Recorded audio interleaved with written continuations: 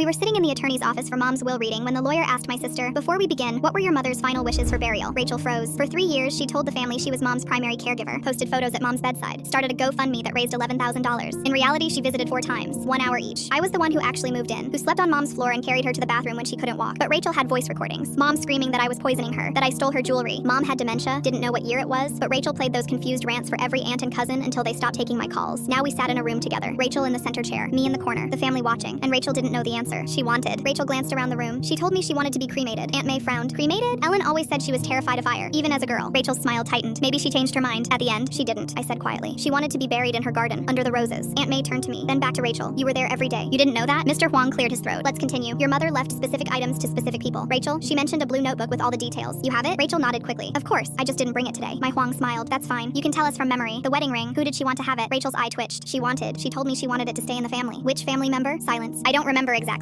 Cousin Derek leaned forward. You spent 2 years with her. You don't remember who gets her wedding ring? Rachel's face flushed red. There was so much happening. It's hard to remember every detail. Mr. Huang made a note. What about her medication? Some family members have asked about her regimen for their own elderly parents. Rachel relaxed slightly. Easier territory. She was on a lot of pills, blood pressure, memory, anti-anxiety for the sundowning. Uncle Richard tilted his head. Anti-anxiety? I thought Ellen had a bad reaction to those. Helen told me they stopped after 2 days. Everyone looked at me. We did stop. She was never on anti-anxiety medication after that. Rachel's jaw tightened. Maybe I'm misremembering. What about physical therapy? Aunt May asked. Did that help her mobility? Definitely. She made real progress. I stared at her. Mom hadn't walked in 8 months. I carried her to the bathroom every day. Aunt May's face changed. Rachel, what was her doctor's name? Rachel opened her mouth, closed it. I'm blanking. You saw him every week for 2 years. It's been overwhelming. The grief, Dr. Patel, I said. Geriatric specialist. House calls every Tuesday at 10 a.m. The room was silent. Cousin Derek spoke slowly. Rachel, what was Mom's favorite thing to watch at the end? Old musicals. Every night. Which one? Rachel smiled, confident now. The Sound of Music. The whole movie? Of course. I shook my head. We watched 20 minutes. The scene where Maria teaches the children to sing. On repeat. Anything longer confused her and she'd panic. Rachel's smile vanished. Mr. Huang looked up from his notes. The hospice required visitor logs. I requested them for the estate records. He slid a paper across the table. Rachel Adams. 4 visits in 2 years. Longest visit, 63 minutes. He slid another paper. Her sister. Me. 14,000 logged hours. Aunt May put her hand over her mouth. Rachel was shaking now. Tears forming. I still loved her. I was busy, but